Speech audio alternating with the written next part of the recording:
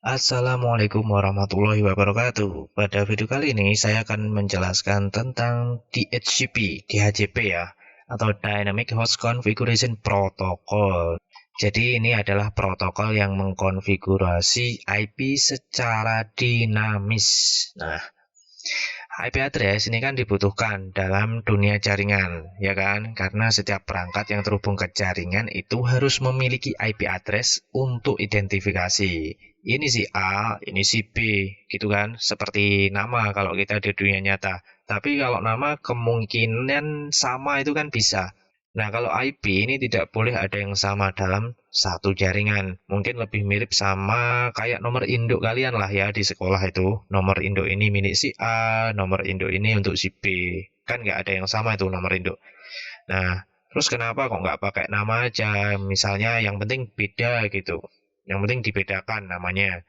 Nah, ini karena komputer itu berkomunikasi dengan angka. Kalau kalian bedah sampai dalam itu ya, di situ kalian akan menemukan komputer itu hanya bisa, sebenarnya dia hanya bisa nyebut angka satu sama 0. Kalau dia pas nyebut angka satu itu berarti ada aliran listrik yang mengalir. Kalau 0 itu berarti nggak ada. Simpelnya sih gitu. Nah, makanya kalian di TKJ atau jurusan IT yang lainnya itu kalian harus belajar angka biner yang 11000001. Nah, itu kan itu angka biner. Oke, kembali ke DHCP. Agar komputer memiliki IP itu ada dua cara, yaitu secara statis dan dinamis. Kalau statis itu kan kita bisa memasukkan IP-nya secara manual. Dulu aslinya begini nih, saat ada jaringan komputer pertama kali. Jadi kita harus setting IP-nya komputer itu yang ada di jaringan satu-satu. Ya kalau jumlahnya bisa dihitung jari ya nggak masalah. Kalau banyak kan ya capek ya. Terus belum lagi nanti ada kesalahan memasukkan IP. Biasalah human error gitu kan ya. Nah terus ada IP-nya yang sama. Nah itu nanti kan akan terjadi yang namanya IP konflik. Kan karena di satu jaringan itu kan IP-nya harus unik, nggak boleh ada yang sama. Kalau ada yang sama kan bingung, misalnya ini ada kiriman paket data untuk IP 192.168.1.6. Tapi ternyata ada dua perangkat yang IP-nya itu. Nah, kan konflik ini jadinya. Ini yang benar siapa sih? Ya, gitu. Nah, supaya meminimalisir kesalahan yang dilakukan oleh manusia ini atau human error ini tadi, maka dibuatlah DHCP server. Nah, ini untuk mempermudah pembagian IP address. Proses pembagiannya gini, komputer yang terhubung di suatu jaringan itu nanti akan membroadcast minta IP. Nah, broadcast ini sampai ke DHCP server. Lalu DHCP server akan memberikan IP yang tersedia. DHCP server itu punya IP pool. Pool itu kan artinya kolam, tapi maksudnya di sini dia punya kumpulan IP yang bisa disewakan. Misalnya 192.168.1.10 sampai 1.12. Nah, berarti ada 3 IP kan yang tersedia di sini untuk disewakan. Nah, ketika ada ada komputer yang request IP nanti akan diambilkan dari sini. Berarti IP 10 ini nganggur. Nih, kasihkan ke yang request tadi. Mulai dipakai jam berapa? Misalnya jam 6.00. Nah, kenapa kok dicatat jamnya ini? Ya, nah ini karena IP yang diberikan itu disewakan. Bahasa Inggrisnya itu list time atau waktu sewa. Jadi seorang administrator di HCP server nanti akan menentukan waktu sewanya. Nah, ini pertanyaan buat kalian, kenapa kok butuh waktu sewa? Nah, kenapa? Silahkan dijawab di kolom komentar. Kalau yang ikut pelajaran saya, ASC di jurusan TKJ, silahkan dicek di Google Classroom, ada pertanyaan tentang ini. Silahkan dijawab dan diikuti instruksinya. Ya.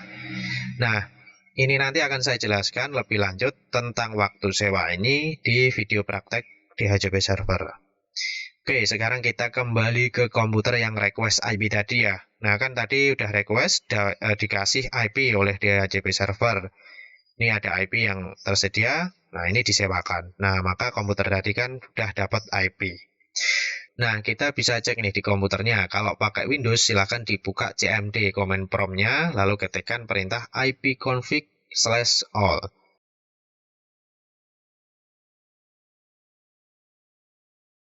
Kalau kita perhatikan di sini, ini DHCP-nya enabled, yes. IP-nya ini IP-nya yang diberikan oleh DHCP server. Terus ada subnet mask, list obtain, ini dapatnya sewa IP kapan, mulainya kapan gitu kan. Terus expirednya, jadi ada expirednya. Ini juga pertanyaan buat kalian yang nanti saya jelaskan di video berikutnya. Terus gateway-nya ini, DHCP servernya ini, DNS servernya ini. Nah, itu yang perlu kita perhatikan. Di DHCP server itu kita bisa setting IP yang hanya boleh digunakan oleh satu perangkat saja. Jadi IP ini misalnya, nah ini namanya reservasi. Misalnya IP 192.168.1.12 itu nggak boleh digunakan oleh perangkat lain yang boleh pakai hanya HPA. Misalnya kayak gitu. Itu bisa kita setting seperti itu. Kalau sudah disetting kayak gini, meskipun ada perangkat lain yang butuh IP, ini nggak boleh digunakan IP yang sudah direservasi tadi, karena sudah dipesan oleh HPA tadi. Nah, contohnya, kalau kita cek di command prompt, ini kebetulan laptop saya, ini juga saya setting permanen. Nah, ini kalau kita perhatikan, waktu sewanya ini sampai tahun 2157. Nah, itu karena IP-nya saya setting permanen. Jadi IP-nya sudah saya pesan, sudah direservasi. Nanti di DHCP server akan mencatat IP address sekian, ini hanya boleh dipakai oleh device ini dengan MAC address ini. Jadi meskipun IP ini nganggur, nggak ada yang pakai, IP ini nggak akan diberikan ke perangkat yang lain, gitu. Nah, setting kayak gini, pemesanan IP ini reservasi, ini cocok banget untuk perangkat yang khusus, misalnya printer, router, atau mungkin juga server gitu ya, supaya IP-nya ini nggak gonta-ganti. Karena kalau gonta-ganti, misalnya kita mau akses server, kemarin kita udah akses server di IP sekian, loh sekarang kok nggak bisa diakses? Oh, ternyata IP-nya udah ganti. Nah, kalau kasusnya kayak gini, perangkat khusus seperti ini ya memang perlu kita buat permanen supaya nggak gonta-ganti. Kalau di jaringan saya, setting IP permanen ini juga saya berikan ke laptop sama HP saya. Karena seringkali saya bertukar data secara lokal menggunakan wireless router gitu ya antara HP saya dengan laptop menggunakan FTP server. Jadi IP-nya saya buat permanen gitu. Jadi itulah penjelasan mengenai DHCP server. Jika ada koreksi atau pertanyaan, silahkan disampaikan di kolom komentar. Jangan lupa subscribe, share ke yang lain supaya yang lainnya tahu ya, bisa paham tentang DHCP server. Dan like jika memang bagus, kalau nggak bagus silahkan di dislike juga nggak apa-apa, silahkan. Jangan lupa sholat, berdoa, dan ngaji. Masa main HP aja bisa lama kan ya? Kalau baca Al-Quran masa cuman sebentar aja. Terima kasih. Assalamualaikum warahmatullahi wabarakatuh.